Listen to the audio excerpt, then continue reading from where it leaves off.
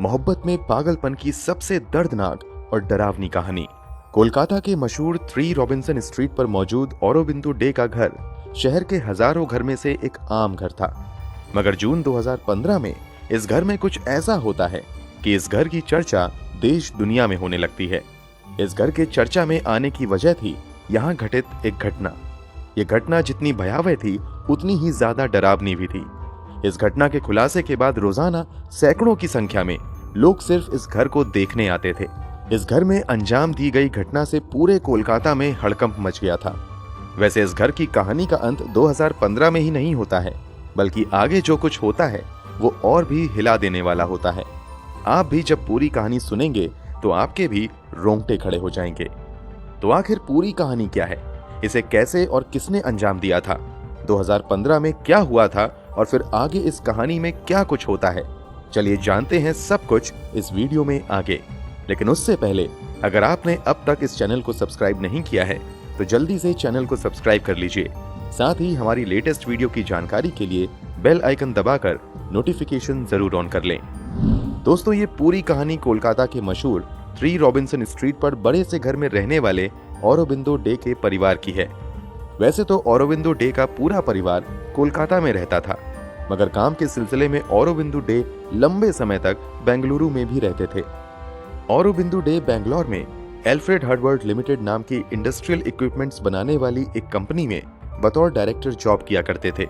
1989 में रिटायरमेंट के बाद औरोबिंदो डे बेंगलुरु छोड़कर अपने परिवार के साथ अपने खानदानी घर 3 रॉबिन्सन स्ट्रीट पर आ गए थे। 3 रॉबिन्सन स्ट्रीट पर औरोबिंदो डे के पिता ने 1950 के आसपास लगभग 23 कट्ठे में अपना बड़ा सा मकान बनवाया था। पिता के जाने के बाद घर 2 हिस्सों में बटा था। एक हिस्से में औरोबिंदो डे के भाई अरुण डे रहते थे, जबकि एक बड़ी सी इमारत औरोबिंदो डे के हिस्से में आई थी। औरोबिंदो डे के परिवार में उनकी पत्नी आरती के अलावा एक बेटा और एक बेटी थी। बेटी का नाम देवजानी और बेटे का नाम पार्था डे था। ये परिवार आर्थिक रूप से बेहद संपन्न था, इसलिए बच्चों की भी पढ़ाई शहर के महंगे स्कूल में करवाई जाती है। जब ये दोनों अपने इंटरमीडिएट तक की पढ़ाई पूरी कर लेते हैं तो इन दोनों का एडमिशन कोलकाता के मशहूर राजा बाजार साइंस कॉलेज में करवा दिया जाता है। यहाँ से देवजानी और पार्था डे सॉफ्टवेयर इंजीनियरिंग में बीटेक की डिग्री हासिल करते हैं। चूंकि पार्था डे पढ़ने में काफी तेज था, इसलिए पढ़ाई कंप्लीट होते ही ये कुछ इंटरव्यू देता है और सिलेक्ट भी हो जाता है। शुरुआती दिनों में ये छोटी मोटी कंपनी में जॉब करता है, मगर एक दिन ये दुनिया की बड़ी आईटी कंपनियों में गिने जाने वाली इन्फोसिस में जॉब के लिए अप्लाई करता है और टैलेंट के दम पर उसे यहाँ नौकरी भी मिल जाती है। इन्फोसिस कंपनी में बतौर सॉफ्टवेयर इंजीनियर जॉब लगते ही कुछ महीने तक तो वो बेंगलुरु में जॉब करता है, मगर कंपनी आगे उसे प्रमोशन देते हुए अमेरिका भेजने का फैसला करती है और जॉब लगने के कुछ ही महीनों के भीतर पार्था डे अमेरिका में नौकरी करने चला जाता है। इंजीनियरिंग की डिग्री हासिल करने के बाद पार्था तो अमेरिका चला जाता है, मगर उसकी बहन इंजीनियरिंग करने के बावजूद आईटी सेक्टर में नौकरी करने की बजाय अपने पैशन को पूरा करने का फैसला करती है। दरअसल देवजानी को म्यूजिक से काफी लगाव था, इसलिए वो बीटेक करने के बावजूद म्यूजिक सीखना जारी रखती है और म्यूजिक की दुनिया में ही महारत हासिल कर लेती है। म्यूजिक में महारत हासिल करने के बाद देवजानी कोलकाता के मशहूर डॉन बॉस्को स्कूल में बतौर म्यूजिक टीचर जुड़ जाती हैं। परिवार में अब तक सब कुछ अच्छा चल रहा था। परिवार का बेटा लाखों रुपए महीने की सैलरी पर अमेरिका में जॉब कर रहा था। बेटी भी शहर के टॉप स्कूल में बतौर म्यूजिक टीचर काम कर रही थी। वहीं घर के मुखिया औरोबिंदो डे और उनकी पत्नी आरती रिटायरमेंट के बाद सुखी जीवन गुजार रहे थे। मगर इन सभी की जिंदगी का चैन सुख तब खत्म हो जाता है जब आरती बीमार पड़ती है।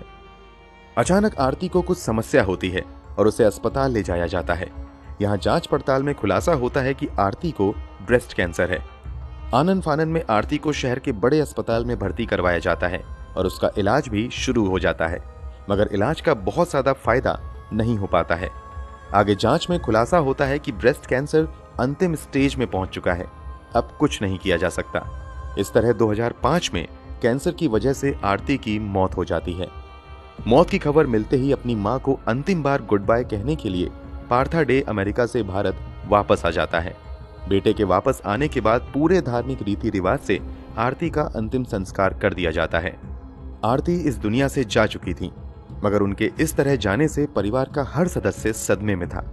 दोनों बच्चे इस गम को नहीं भुला पा रहे थे कि उनके सर से मां का साया उठ चुका है। वहीं औरोबिंदु डे भी गहरे सदमे में थे। कुल मिलाकर कई दिन बीत जाते हैं, मगर इन तीनों का गम कम नहीं होता है, बल्कि बीतते समय के साथ ये तीनों बिल्कुल गुमसुम से रहने लगते हैं। इधर पार्था डे के अमेरिका वापस लौटने के दिन भी करीब आ रहे थे, मगर वो फैसला करता है कि वो भारत में ही जॉब करेगा। इसलिए वो अमेरिका वापस नहीं जाता है और इन्फोसिस से रिजाइन करते हुए अब बेंगलुरु में ही टीसीएस में नौकरी करने लगता है।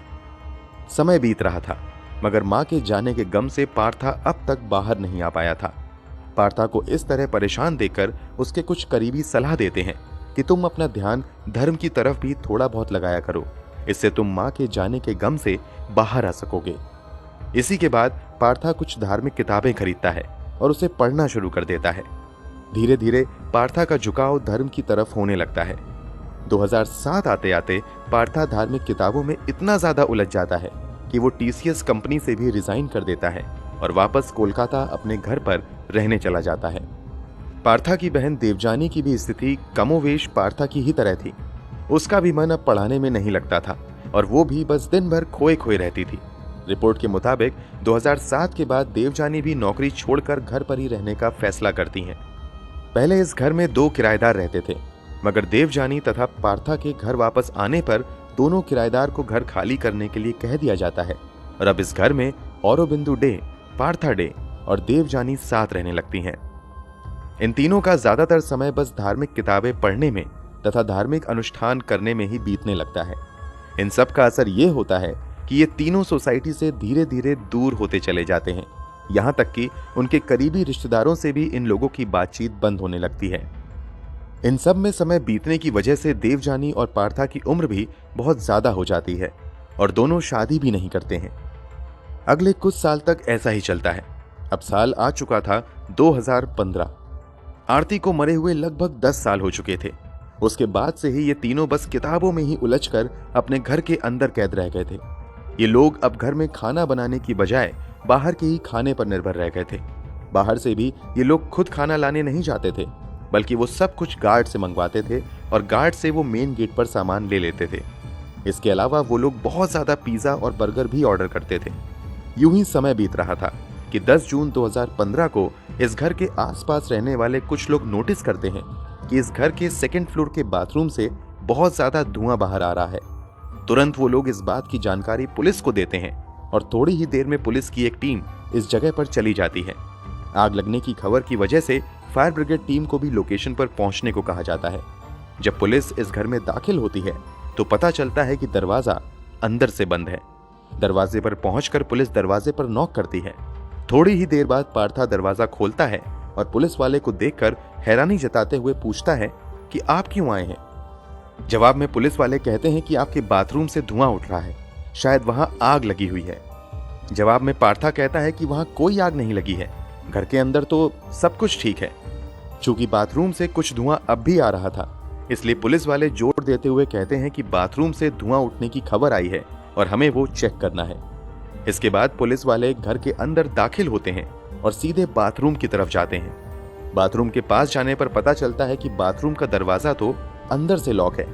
पुलिस थोड़ी देर दरवाजे को पीटती है, मगर अंदर से कोई जवाब नहीं आता है। तुरंत ही दरवाजे को तोड़ने का फैसला किया जाता है। दरवाजे को तोड़ने के बाद जो नजारा देखने को मिलता है, उसे देखकर हर कोई सन्न रह जाता है। बाथरूम के अंदर घर के मुखिया औरोबिंदु डे की जली हुई लाश थी।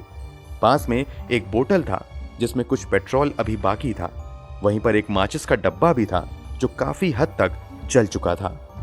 बाथरूम के बाहर ही एक सुसाइड नोट भी मिलता है जिसमें लिखा हुआ था कि मैं अपनी मर्जी से आत्महत्या कर रहा हूं, मेरी मौत के लिए किसी और को जिम्मेदार ना ठहराया जाए।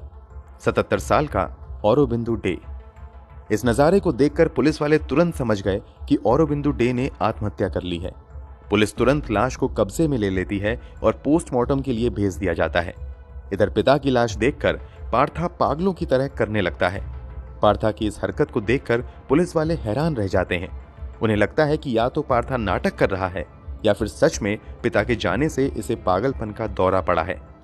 चूंकि पार्था की हालत बहुत ज्यादा खराब थी, इसलिए 2 पुलिस कांस्टेबल को पार्था पर नजर रखने के लिए ही तैनात कर दिया जाता है। पुलिस की तैनाती के बावजूद पार्था ऐसी ऐसी हरकतें करता है जिससे पुलिस वाले भी बहुत ज्यादा तंग आ जाते हैं और अंत में उसे अपने साथ लेकर शेक्सपियर रोड पुलिस स्टेशन आ जाते हैं। पुलिस स्टेशन आकर पार्था ऐसी ऐसी बातें करता है जिसे कोई भी नहीं समझ पा रहा था कि आखिर ये कहना क्या चाह रहा है। वो कभी रोने लगता था तो कभी बिल्कुल पागलों की तरह व्यवहार करता था। जब काफी देर तक पार्था ऐसे ही करता रहता है तो वहां मौजूद शेक्सपियर रोड पुलिस स्टेशन के ऑफिस इंचार्ज को लगता है कि शायद कुछ ऐसी बात है जिसे पार्था ने अपने दिल में दबाए रखा है। इसलिए स्थिति को भांपते हुए वो पुलिस अधिकारी पार्था से कहता है, तुम घबराओ नहीं, तुम मुझे अपना बड़ा भाई समझकर बात करो, जो भी तुम्हारे दिल में है वो मुझसे शेयर करो। पुलिस वाले की बात सुनकर पार्था बुरी तरीके से टूट जाता है और वो पहले तो उस पुलिस वाले के गले लगकर रोता है और फिर रोते हुए कहता है कि मैंने जो कुछ किया है वो कानून की नज़र में गुनाह हो सकता है, लेकिन मैंने बस उनकी मोहब्बत में ये सब किया है। मैं उन्हें अपने आप से दूर नहीं जाने दे सकता। मैं उन्हें बेइंतहा प्यार करता हूँ। मेरे लिए उनके बिना रहना सोचना भी नामुमकिन सा है। पार्था से बात कर रहे अधिकारी पार्था की इन बातों से इतना ज्यादा कंफ्यूज हो जाते हैं कि वो तुरंत कोलकाता पुलिस के डिप्टी कमिश्नर मुरलीधर को फोन करते हैं और उन्हें पार्था द्वारा कही गई सभी बातें बताते हैं। सारी बातों को सुनकर मुरलीधर फिर से पार्था के घर की तलाशी लेने की सलाह देते हैं। इसके कुछ ही देर बाद एक टीम पार्था डे के घर की तलाशी लेने के लिए निकल जाती है। जांच के सिलसिले में जब पुलिस वाले ऊपर जाते हैं तो वो देखते हैं कि वहां का दरवाजा बंद है। किसी तरह वो दरवाजा खोला जाता है। दरवाजा खुलते ही जो कुछ होता है उससे पुलिस वालों के होश उड़ जाते हैं। दरवाजा खुलते ही एक बेहद ही डरावनी आवाज पुलिस वालों के कानों में पड़ती है। कोई बेहद ही डरावनी आवाज से पुलिस वालों का वेलकम कर रहा था। इस आवाज से ही पुलिस वालों की सिट्टी बिट्टी गुम हो जाती है। उन्हें लगता है कि शायद ये किसी भूत प्रेत की आवाज है। फिर भी पुलिस वाले हिम्मत करके घर के अंदर दाखिल होते हैं तो वो देखते हैं कि पूरा घर अंदर से मध्यम रोशनी में नहाया हुआ है और घर के हर कोने से मंत्रों के जाप की आवाज आ रही है। घर में बस किताब ही किताब भरी हुई थी और घर के लगभग सभी हिस्सों में कागज के छोटे छोटे टुकड़े पड़े हुए थे जिन पर कुछ कुछ लिखा हुआ था। घर के अंदर का पूरा माहौल भूतिया था। ऐसा लग रहा था जैसे घर के अंदर जादू टोना चल रहा हो। कोई आम आदमी होता तो शायद इन नज़ारों को देखकर उल्टे पांव भाग जाता, मगर पुलिस वाले अपना फर्ज निभाते हुए अब पूरे घर की तलाशी लेने का फैसला करते हैं और आगे जो कुछ मिलता है उसे देखकर हर किसी के पैरों तले जमीन खिसक जाती है। जांच पड़ताल के दौरान पुलिस वाले उस कमरे में जाने का फैसला करते हैं जहां पार्था डे रहा करता था। कमरा खोला जाता है तो पुलिस वाले देखते हैं कि कमरे के अंदर फ्लोर पर खाने पीने की चीजें रखी हुई हैं। इसके अलावा बिस्तर के ऊपर भी बहुत सारा ड्राई फ्रूट्स और पानी का ग्लास रखा हुआ है। साथ ही पुलिस वाले देखते हैं कि बेड पर ब्लैंकेट ओढ़े कोई सो रहा है। कुछ देर तक पुलिस वाले गौर से ब्लैंकेट की तरफ देखते हैं तो पता चलता है कि ब्लैंकेट बिल्कुल साफ सुथरी है। चादर भी ऐसा था जैसे आज ही बिछाया गया हो। उस सोए हुए व्यक्ति को देखकर पुलिस वालों को एक बात खटकती है कि इतनी देर से घर में खटपट हो रही है, फिर भी आखिर ये कौन है जो अब तक सोया हुआ है और उसकी नींद नहीं खुली है। इस बात का जवाब तलाशने के लिए पुलिस वाले कंबल हटाते हैं, मगर कंबल हटाते ही जो नजारा वो देखते हैं उसे देखकर ही सभी के होश उड़ जाते हैं। कंबल के अंदर एक इंसान का कंकाल पड़ा हुआ था। उस कंकाल को बहुत ही अच्छे तरीके से नया कपड़ा भी पहनाया हुआ था और कंकाल को इस तरीके से रखा गया था जैसे कि कोई सो रहा हो। पुलिस कंकाल के आसपास तलाशी लेती है तो इस मानव कंकाल के आसपास 2 कुत्तों के कंकाल भी मिलते हैं। पुलिस इन सभी को तुरंत अपने कब्जे में लेते हुए आगे की जांच के लिए फॉरेंसिक लैब भेज देती है। इसके आगे भी तलाशी जारी रहती है। तलाशी के दौरान पूरे घर से 1-2 नहीं बल्कि पूरे 20,000 से ज्यादा किताबें बरामद की जाती हैं। इन किताबों में ज्यादातर आत्मा के रहस्य से जुड़ी किताब, मरने के बाद के रहस्यों से जुड़ी किताब, भगवान, दुनिया इत्यादि से जुड़े रहस्यों की ही किताबें थीं। घर के अंदर से 12 लैपटॉप और अलग अलग इफेक्ट के लाइट और दर्जनों स्पीकर और साउंड सिस्टम बरामद किए जाते हैं। घर के अंदर से सैकड़ों डायरी और हैंड रिटन नोट्स भी बरामद होते हैं। दरअसल दरवाजा खुलते ही जिस भारी भरकम आवाज ने पुलिस वालों का स्वागत किया था वो साउंड सिस्टम पर सेट किया गया था। इसके अलावा जो मंत्रों के जाप के आवाज आ रही थी वो भी साउंड सिस्टम से ही आ रही थी। पूरे घर में यहाँ तक कि किचन, बाथरूम और सभी कमरों में सभी की नजरों से छिपाकर स्पीकर फिट किया गया था जिस पर हर समय धार्मिक मंत्र बजते रहते थे। बाद में प्रकाशित किए गए कुछ मीडिया रिपोर्ट्स के मुताबिक घर के अंदर साउंड सिस्टम पर हर समय क्रिश्चियन धर्म के धार्मिक ग्रंथ बाइबल के मंत्र ही चलते थे। इन सब को देखकर पुलिस वाले समझ नहीं पा रहे थे कि आखिर माजरा क्या है। इसी के बाद पार्था डे से एक बार फिर पूछताछ शुरू होती है और वो जो खुलासा करता है उस पर तो एक बार किसी को यकीन भी नहीं होता है। पार्था बताता है कि माँ की मृत्यु के बाद हम सभी बहुत ज्यादा परेशान रहने लगे। इसी के बाद किसी ने हमें धार्मिक किताबें पढ़ने की सलाह दी ताकि हम शांति हासिल कर सकें। इसके बाद हम सभी इतने ज्यादा इन सब चीजों में खो गए कि दिन रात बस इन्हीं सब में ध्यान लगाने लगे। घर के सदस्यों की तो छोड़िए, घर का कुत्ता भी अब बाहर नहीं जाता था, बल्कि महीनों महीनों तक बस घर के अंदर ही कैद रहता था। पार्था के मुताबिक समय यूं ही बीत रहा था कि 2014 के अगस्त महीने में कुछ दिनों के अंतराल पर घर में मौजूद दोनों कुत्तों की मौत हो जाती है। कुत्तों की मौत से देवजानी बहुत ज्यादा परेशान होती हैं, क्योंकि जब से इन तीनों ने लगभग घर के अंदर ही खुद को कैद कर लिया था तो इस अकेलेपन में उनका कुत्ता ही उनके साथ रहता था। इस कारण कुत्तों से देवजानी को बेपनाह मोहब्बत हो गई थी। मगर कुत्तों की मौत के बाद देवजानी बहुत ज्यादा उदास हो गई। देवजानी को उदास देखकर पार्था कहता है कि हम उन्हें ना तो बाहर फेंकेंगे और ना ही कुत्तों की मौत के बारे में किसी को बताएंगे, बल्कि उन्हें हम अपने पास ही रखेंगे ताकि ये हमसे दूर ना जा सकें। इसी के बाद दोनों मरे हुए कुत्तों को घर के अंदर ही देवजानी के कमरे में छोड़ दिया जाता है।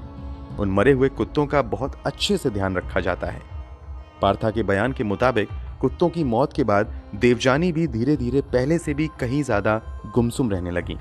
वो खाना पीना भी लगभग छोड़ चुकी थी और थोड़ा बहुत पानी पी लिया करती थी। बहुत ज्यादा भूख लगने पर कुछ ड्राई फ्रूट्स खा लिया करती थी। इसी दौरान एक दिन देवजानी कहती हैं कि घर में बहुत कुछ अशुभ हो रहा है, यहाँ बुरी आत्माओं का वास हो गया है, इसलिए हम लोगों की जिंदगी में ये परेशानियां आ रही हैं। जो भी हमारे करीब है वो हमसे दूर जा रहा है, इसलिए मुझे एक उपवास रखना होगा ताकि घर की शांति फिर से वापस आ सके। इसी के बाद देवजानी उपवास पर चली गई और इसी दौरान दिसंबर महीने के अंत में उसकी मौत हार्ट अटैक की वजह से हो गई। मृत्यु के समय देवजानी की उम्र 50 साल थी। पार्था के मुताबिक अपनी बहन को वो बहुत ज्यादा प्यार करता था और उसे खुद से दूर नहीं करना चाहता था। इसलिए बहन की मौत के बाद वो फैसला करता है कि उसकी लाश को हमेशा हमेशा के लिए अपने कमरे में ही रखेगा ताकि वो उससे दूर ना हो। शुरू में पिता इस फैसले का विरोध करते हैं, मगर पार्था उन्हें इस बात का यकीन दिला देता है कि हम लोग जो इतने दिनों से धर्म से जुड़ी चीजों को पढ़ रहे हैं और उन चीजों से हमने जो सीखा है उसके मुताबिक एक समय बाद देवजानी की आत्मा वापस आएगी और वो फिर से जिंदा हो जाएगी। कुल मिलाकर तरह तरह की बातें अपने पिता को समझाते हुए पार्था डे अपनी बहन के शव को घर के अंदर रहने के लिए पिता को राजी कर लेता है। इतना ही नहीं, वो देवजानी की मौत की भनक किसी को भी नहीं लगने देता है। यहाँ तक कि जब देवजानी के बारे में कुछ रिश्तेदार फोन करके पूछते हैं तो पार्था उन्हें बता देता है कि देवजानी किसी आश्रम में गई हैं और वहां वो ध्यान में लीन है। लाश के गलने की वजह से बदबू बाहर न जाए इसलिए 24 घंटे एसी ऑन रहता था। साथ ही घर के सभी खिड़की दरवाजों को अच्छे तरीके से कपड़ों से सील कर दिया था ताकि लाश के सड़ने की बदबू बाहर न जाए और किसी को कुछ भी भनक न लगे। 11 मई 2015 में पार्था डे का 44वां बर्थडे भी आता है। इस मौके पर उसके चाचा चाची केक लेकर उसके घर पर आते हैं। चूंकि चाचा चाची से घर और खानदानी प्रॉपर्टी के बंटवारे की वजह से रिश्ते अच्छे नहीं थे, इसलिए पार्था गेट पर ही केक का एक छोटा टुकड़ा काट कर खा लेता है और उन्हें वापस जाने के लिए कह देता है। उन्हें भी इस बात का एहसास नहीं हो पाता है कि घर के अंदर 2 कुत्तों और एक मनुष्य की लाश रखी हुई है। पुलिस पूछताछ के दौरान पार्था बताता है कि देवजानी के शव को वो अपने कमरे में अपने ही बेड पर रख लेता है और वो रात में उसी के शव के बगल में सोया करता था। पार्था ये भी दावा करता है कि अक्सर रात में उसकी बहन की आत्मा उसके पास आती है और उससे बातें किया करती है। पार्था को अपनी बहन के जिंदा होने का इतना यकीन था कि डेली रूटीन के मुताबिक अपनी बहन के कंकाल को नाश्ता करवाता था, फिर दिन का खाना भी देता था और रात का खाना भी उसके साथ ही खाता था। साथ में उसके लिए बहुत सारे ड्राई फ्रूट्स और पिज़्ज़ा वगैरह भी ऑर्डर करता था। वो रोज बेडशीट और ब्लैंकेट भी बदल देता था। साथ ही वो बहन के कंकाल के कपड़े भी रोज चेंज करता था। इस खुलासे के बाद पुलिस वाले सन्न रह जाते हैं और पार्था को गिरफ्तार करके अदालत में पेश किया जाता है। मगर समस्या ये थी कि ना तो पार्था ने अपने पिता की आत्महत्या में कोई भूमिका निभाई थी और ना ही उसने अपनी बहन को मारा था और ना ही कुत्तों को। इसलिए पार्था पर आईपीसी की धारा 268 तथा 269 के तहत ही मामला दर्ज किया जा सकता है। हालांकि पुलिस को शक होता है कि शायद पार्था ने देवजानी को जहर देकर या किसी और तरीके से मारा होगा, इसलिए फॉरेंसिक जांच भी करवाने का फैसला किया जाता है। इधर पूरी सुनवाई के बाद अदालत पार्था डे को जेल भेजने के बजाय दिमागी तौर से बीमार मानते हुए उसे तत्काल पेवलॉव मेंटल हॉस्पिटल भेजने का आदेश देती है। जांच पड़ताल के दौरान डॉक्टर बताते हैं कि पार्था दिमागी तौर पर पूरी तरीके से बीमार हो चुका है, इसलिए अगले कुछ महीनों तक पार्था का इलाज इसी पेवलॉव मेंटल हॉस्पिटल में चलता है। चूंकि पिछले 6 महीने से वो अपनी बहन की कंकाल के साथ रह रहा था, इस कारण उसके शरीर से बदबू भी आती है और उसके शरीर में भी इन्फेक्शन फैल गया था। कुछ महीने तक इलाज करवाने के बाद जब पार्था डे की हालत कुछ बेहतर होती है तो उसे अस्पताल से छुट्टी दे दी जाती है, मगर उसे घर भेजने की बजाय mother Teresa's missionaries of charity में भेज दिया जाता है ताकि वो लोगों की थोड़ी बहुत सेवा कर सके, साथ ही पूरी तरीके से स्वस्थ भी हो जाए। इधर जब लोगों तक इस घटना की सच्चाई पहुंचती है तो लोगों का हुजूम बस पार्था डे के घर को देखने के लिए उमड़ने लगता है। 2015 की मीडिया रिपोर्ट्स के मुताबिक बस इस घर को देखने के लिए रोजाना 200 से 400 लोग आते थे। ये सिलसिला महीनों तक चला था। मीडिया ने इस घर को कोलकाता हाउस ऑफ हॉरर नाम दिया था। इस खबर ने न सिर्फ पूरे कोलकाता का ध्यान अपनी तरफ खींचा, बल्कि नेशनल मीडिया में भी बड़े पैमाने पर इस खबर को कवरेज मिली थी। इस कारण देश भर की दिलचस्पी इस केस में लग गई। कुछ महीने तक मिशनरीज ऑफ चैरिटी में बिताने के बाद जब पार्था डे की हालत और बेहतर होती है तो उसे फाइनली वहां से भी छुट्टी मिल जाती है। उधर फॉरेंसिक रिपोर्ट में देवजानी की मौत की वजह हार्ट अटैक को ही बताया जाता है। शरीर से किसी तरह के जहर के अंश भी नहीं मिलते हैं। इस कारण केस बंद करते हुए पार्था को बरी कर दिया जाता है। इसलिए मिशनरीज ऑफ चैरिटी से छुट्टी मिलने के बाद पार्था वापस अपने उसी घर पर आ जाता है जहां वो 6 महीने तक बहन के कंकाल के साथ रहा था। हालांकि घर पर आने के बाद वो यहाँ बहुत दिन नहीं रुकता है, बल्कि कुछ ही समय बाद वो अपने इस घर को बेच देता है। खबरों के मुताबिक उसने इस घर को लगभग 40 करोड़ रुपए में बेचा था। अपने इस घर को बेचने के बाद वो ज्यादातर पैसे बैंक में ही रख देता है और खुद सेंट्रल कोलकाता में कहीं एक छोटा सा फ्लैट लेकर उसमें रहने चला जाता है। यहाँ भी पार्था सोसाइटी से बिल्कुल अलग थलग ही रहता है। 2015 से 2017 तक वो इसी घर में रहता है, मगर 2017 में एक बार फिर से इतिहास दोहराता है। तारीख 21 फरवरी 2017। पार्था जिस फ्लैट में रहा करता था, अचानक उसी फ्लैट के बाथरूम से लोगों ने धुआं उठते देखा। तुरंत पुलिस को जानकारी दी गई। पुलिस आकर दरवाजे पर दस्तक देती है, मगर दरवाजा कोई नहीं खोलता है। तुरंत पुलिस गार्ड के पास मौजूद स्पेयर की से दरवाजा खोलकर अंदर दाखिल होती है और बाथरूम की तरफ भागते हुए जाती है। बाथरूम का भी दरवाजा अंदर से बंद था। पुलिस वाले तुरंत बाथरूम के दरवाजे को खोलते हैं। यहाँ फिर वही नजारा देखने को मिलता है जो 2015 में देखने को मिला था। बाथरूम के अंदर पार्था की जली हुई लाश पड़ी हुई थी। बगल में ही पेट्रोल का खाली डब्बा भी था और जली हुई माचिस की तीलियां भी वहां पर थीं। यानी कि जिस तरह 2015 में पार्था के पिता औरोबिंदु डे ने आत्महत्या की थी, ठीक उसी अंदाज में पार्था ने भी महज 46 साल की उम्र में अपनी जीवन लीला समाप्त कर ली। इस तरह एक पूरा परिवार बस कुछ सालों में खत्म हो गया। कहा जाता है कि मां की मौत के बाद इन तीनों को एक दूसरे से बिछड़ने का डर इतना ज्यादा सताने लगा कि इसी डर से ना तो देवजानी की शादी की गई और ना ही पार्था ने अपनी शादी की। पार्था के घर से जो डायरी और हैंड रिटन नोट्स बरामद किए गए थे, उसकी जांच पड़ताल की गई तो कई चौंकाने वाले खुलासे हुए थे, जिसमें एक खुलासा ये था कि मां की मौत के कुछ महीनों बाद से ही घर में बचे तीनों सदस्यों ने आपस में बातचीत बंद कर दी थी और ये लोग सिर्फ कागज पर लिखकर एक दूसरे से बात किया करते थे। यही वजह थी कि घर के लगभग सभी हिस्से से छोटे छोटे नोट्स मिले थे। यहाँ तक कि kitchen, bathroom, bed, hall, sofa, सब जगह नोट्स ही नोट्स थे। पार्था के घर से बरामद नोट्स में कुछ ऐसे नोट्स भी मिले थे जिसके आधार पर दोनों भाई बहन यानी पार्था और देवजानी को लेकर कुछ अखबारों द्वारा बहुत ही गंभीर और चौंकाने वाला दावा किया गया था। हालांकि हम उन दावों पर नहीं जाना चाहेंगे क्योंकि उनमें कितनी सच्चाई है वो कोई नहीं जानता और शायद उन नोट्स की सच्चाई जो बता सकता था उनमें से कोई भी हमारे बीच नहीं है। ऐसे में उन कथित नोट्स के आधार पर कुछ दावा करना कहीं ना कहीं पार्था डे और देवजानी के साथ नाइंसाफी होगी और एक जिम्मेदार चैनल होने के नाते हम ऐसा नहीं करना चाहते हैं। इस पूरे मामले पर हम बस इतना कह सकते हैं कि शायद ये सब कुछ आपसी मोहब्बत के पागलपन में किया गया अपने माँ बाप, भाई बहन से हर कोई प्रेम करता है, मगर शायद ये लोग इस प्रेम में कुछ ज्यादा ही खो गए, और इतने ज्यादा खो गए कि अपने होशो हवास और फिर जिंदगी से ही हाथ धो बैठे। दोस्तों, ये पूरी कहानी जानने के बाद आप क्या कहना चाहेंगे? कमेंट बॉक्स में जरूर बताएं।